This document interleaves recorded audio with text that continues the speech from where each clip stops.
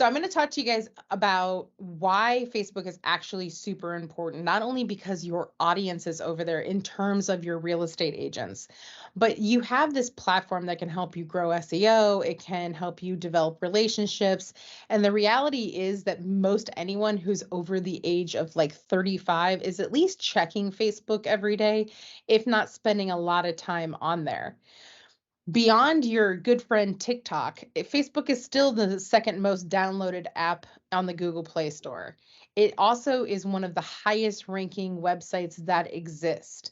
Most people spend about 30 minutes on Facebook per day. And if you take an average of that for those who don't spend any time on it, you can imagine that most people probably spend an inordinate amount of time on there.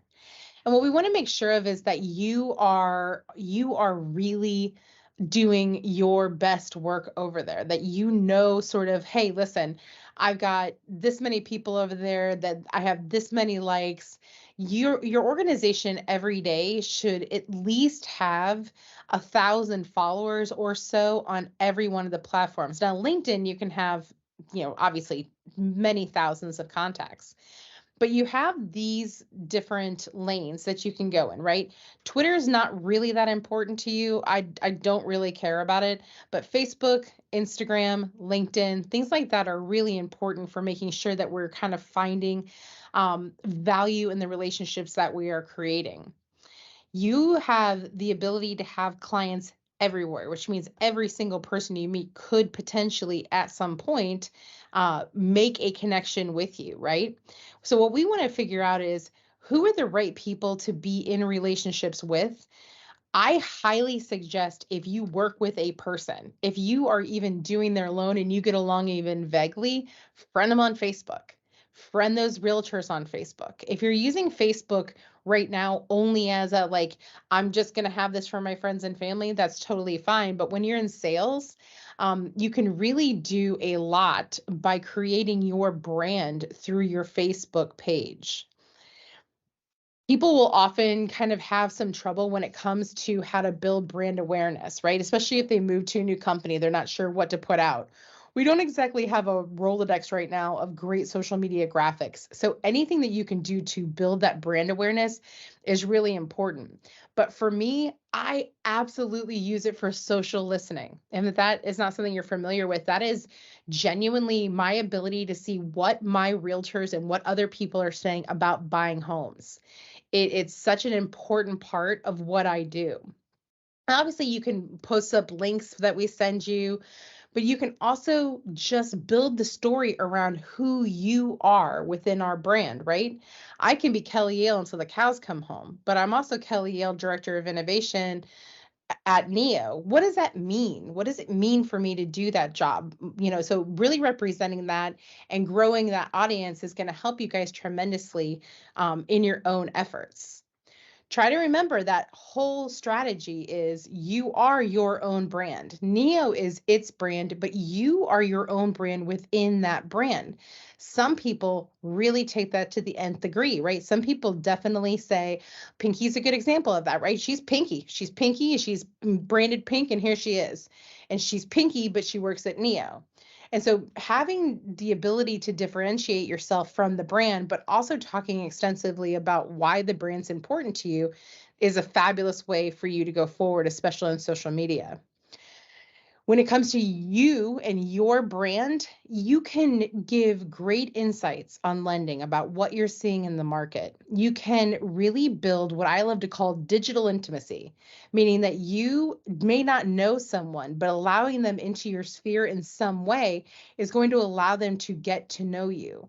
When your customers start actually commenting on your things or you start to be involved in them as friends, friends don't use other people for business. They stay in your sphere, which is why I ask you to become friends with your customers on Facebook.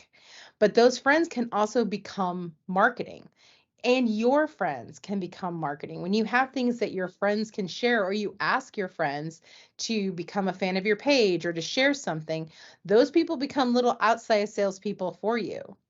Being able to put any video that you create up on, so if you're doing a TikTok that's going to become a reel, it's going to become a story on Facebook. You can also share that story directly to your newsfeed for people who don't watch the stories. It's just another place that you can leave your footprint. Tell them about why. And in fact, that's going to be your homework today, is going to be your why video. But tell them why you do this and why you work here and why it is so important to you. Talk about stories of closings that you went through, or deals that you almost lost, or deals you were able to save. And then share kind of what your brand means to you. And that to me is a perfect way that you can represent the company and represent yourself. Everybody has the ability to have a profile page and a business page. The days of business pages being important is kind of antiquated, to be honest with you. Business pages were the way that Facebook monetized, companies showing up on their platform. We know now that most people will just use their profile and just kind of represent themselves, right? It's the same way you do on Instagram, same way you do on TikTok, that you are your brand, and your brand is mortgage sales as a good human being. And you're not in enough groups. I can tell you that right now. Even if you're in 1,000 groups, you're not in enough groups. I do want to make sure that you are really aware of the kind of things that can happen with groups. And like I said, the thing I couldn't believe is, like, realtors are on Facebook. Like every single realtor you've ever known is on Facebook. I don't care how young they are, they're all on Facebook. And so you want to create this entire sphere of your business, right? You've got your customers, you've got your family, you've got your friends, you've got your real estate agents, you have your referral partners. We want to make sure that people who, let's say they do a deal with you or two deals with you, they don't actually know your heart. They don't know who you are. They don't know why you're doing the thing you're doing. When you have a place where they can get to know you a little bit better, they're going to be far more likely to send you business. When it comes to that connection, if you want to connect with your customers, that's fantastic. But then ask your entire sphere, is anyone thinking about moving this year? If so, or this summer? If so, like, what's holding you back, or what are your ideas? Or, how much money would somebody have to give you to get you to move right now? Things like that will really start conversations, and will also give you leads as to the people who are thinking about doing something. Are you thinking about relocating? If you could move anywhere with your job, where would you go? And then go and find those professionals. And I do this all the time in social media for loan officers, where I will say, like, hey, who's the best real estate agent you've ever worked with? And people will just tag and tag and tag and tag people in the comments. And then I just go down and become friends with every single one of those people. Super simple way to do that. Then send them a little message and say, hey, John, I saw that Kelly had said you were the best real estate agent in Charlotte. And I totally trust Kelly's opinion. And I just wanted to introduce myself because it means a lot to me that she said you were great, or whatever that is. Same thing with CPAs, same thing with divorce attorneys. Those kind of posts are going to get you involved in other people. And then you want to make sure that those people are going to tag them, because that's the easiest way for you to kind of look them up. So even if they say, like, John Smith, and they don't tag them, send them a message and just say, hey, do you have a profile for John? I'd love to become friends with them.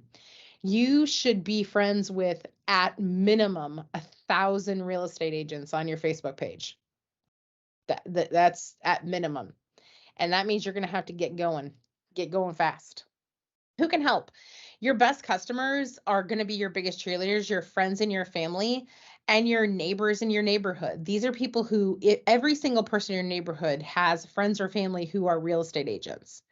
Every single person in your family has the same thing, or CPAs they work with, or financial planners that they work with. So these are the kind of people who can make these introductions for you. If we were going old school, right, we'd be like, hey, you go to Outlook. Hey, John, how are you? Do you know a good financial planner you could introduce me to? Now we have digital marketing, so we can just say, hey, who knows something about this? And another great place that you can go on Facebook is your neighborhood group to ask those questions. Hey, do you have any real estate agents living in this neighborhood? That's their favorite question on planet Earth. So they will just beat a pack to answer that question for you real fast.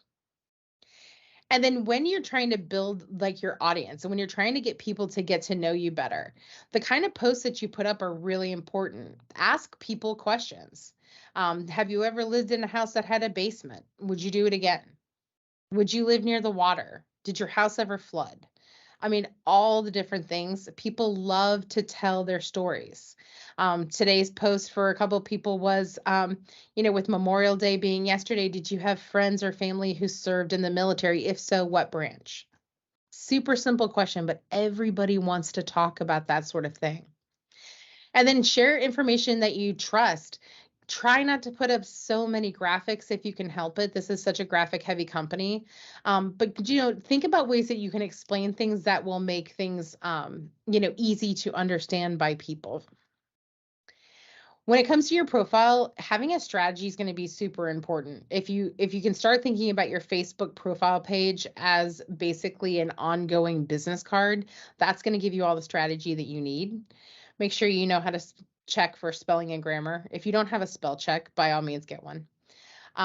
Become friends with everyone in your sphere. We used to do this like, oh, here's Sally from high school. Oh, how great. Oh, here's my ex-boyfriend. That's not what we're doing anymore. We are full on figuring out where everyone in your sphere is. And then you can post all of the things that will bring people into the conversation. One of the blogs that you'll have every week will be more of a, how to power wash, something that's very sort of good for everybody. But then you can say, like, what's the worst power washing job you've ever done? And someone's going to be like, oh my God, one time I did like a 4-mile driveway. And you're going to be like, oh, that's terrible. That's the kind of stuff that you can just relate. You can also put up pictures like this, right? Color cabinets. Do we love this fat or hate it? Hey, realtors, are you seeing color cabinets in the houses that you're showing right now? Things like that. Really simple solutions for conversations. There's also a lot of things that you can do that are just super simple, as well as like reviews or tours of things in the city. Renovation picture before and after. There's so many of those on the internet. Was this a fix or a flop?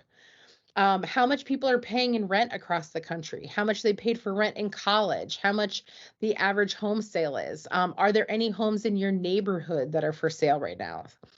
And then what is the culture of your branch? What is the culture of your team? Introduce them to your teammates. Tell them how long you've been working with them.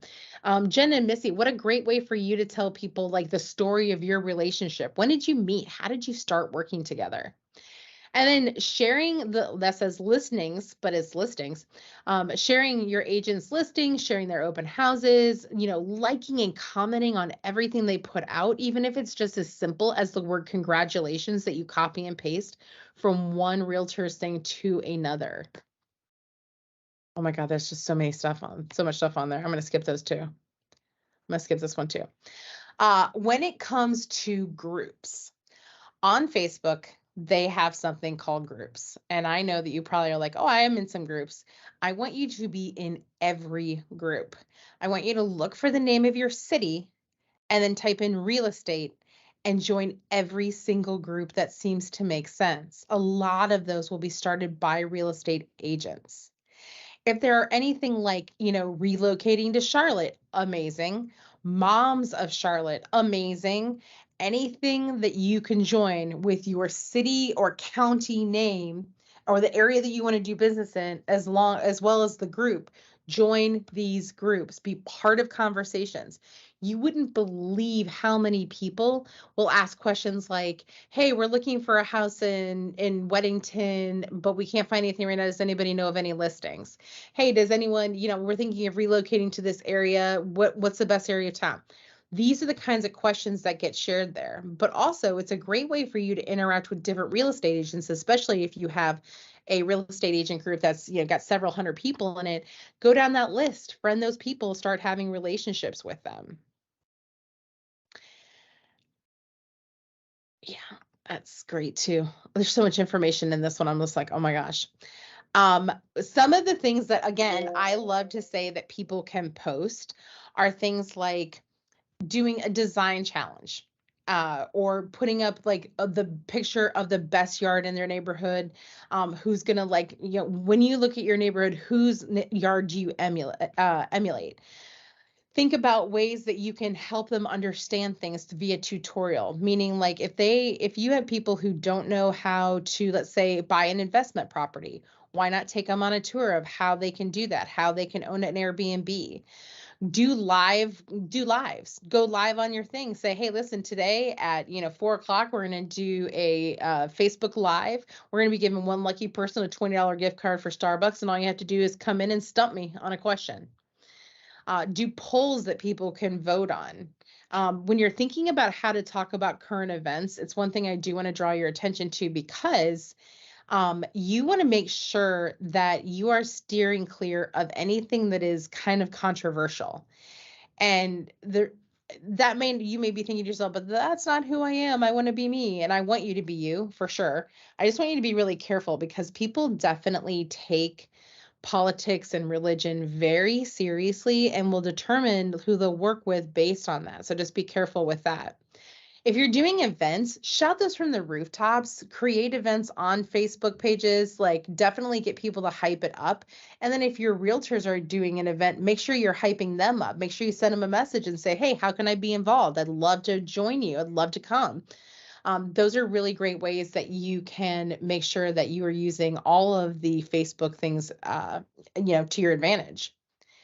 When you're thinking about the value proposition, when you're thinking about what we offer that sets agents apart, remember that we have a lot of really good shareable content, really good shareable tech that you can help them with whatever your special niche is, especially if it's in marketing, and that they can really become part of the culture of the place that you're working for. So, like, if they can become part of the Neo family, it kind of shifts the conversation dramatically.